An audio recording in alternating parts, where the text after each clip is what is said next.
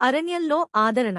Africa సవన్నాల మధ్యభాగంలో ఎండసారంగ నదుల మధ్య సూర్యోదయం కాంతిలో మెరిసే పొలాల్లో ఒక గర్వమైన సింహం నివసించేది. ఆమె పేరు నియా. ఆమె కళ్లలో అడవుల జ్ఞానం మెరుస్తూ ఉండేది. ఆమె హృదయం సువాసనలతో ఊగిపోయేది. నియా ధైర్యవంతురాలు, కానీ మృదువైన మనసుగలది. ఆమె తన గుంపును కాపాడుతూ ఉండేది.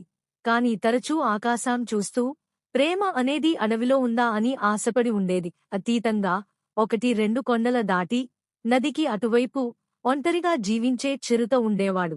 పేరు కాజీ. అతడు గాలిలా వేగవంతుడు, సాయంత్రం నీడలాగా నిశ్శబ్దం.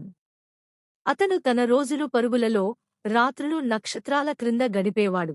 తన హృదయాన్ని తాకే ఒక అనుబంధాన్ని తలపోయేవాడు. ఒక వానకాలపు సాయంత్రం నది కప్పుకుంటూ పొంగి వచ్చింది.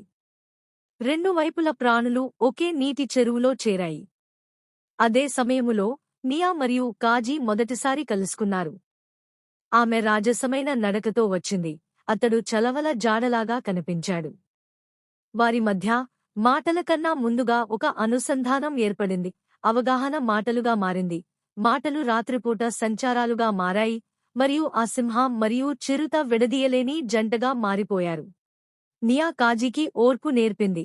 కాజీ నియాకు స్వేచ్ఛను చూపించాడు.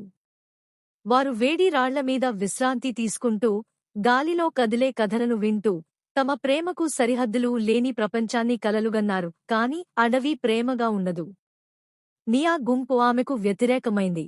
కాజీ ఒంటరితనంతో ఇకపై ఆమెను రక్షించలేకపోయాడు. ఒక రాత్రి తుఫాను శబ్దాలతో వారు విడిపోవాల్సి వచ్చింది. కాని వారు వాగ్దానం చేసుకున్నారు, ప్రతి ఋతువులో మొదటి పౌర్ణమి రోజున అదే చెరువున కలుసుకుందామని. అలా వారు కలుసుకుంటూ ఉన్నారు. కాలాలు మారినా వారి ప్రేమ మారలేదు. వారు గూడలు నిర్మించకపోయినా, పిల్లలు పెంచకపోయినా, వారి ప్రేమ ఆ అడవిలో నిలిచిపోయింది. సింహం మరియు చిరుత కథను గాలి తాకిస్తూ తీసుకెళ్ళింది. అడవిలోనూ ఝంకారాల మధ్య ప్రేమకు చోటుందనే విషయం అందరికీ గుర్తుచేస్తుంది. నీతి: ప్రేమకు ప్రదేశంతో, పరిస్థితులతో పనిలేదు, మనసు ఉంటే చాలు.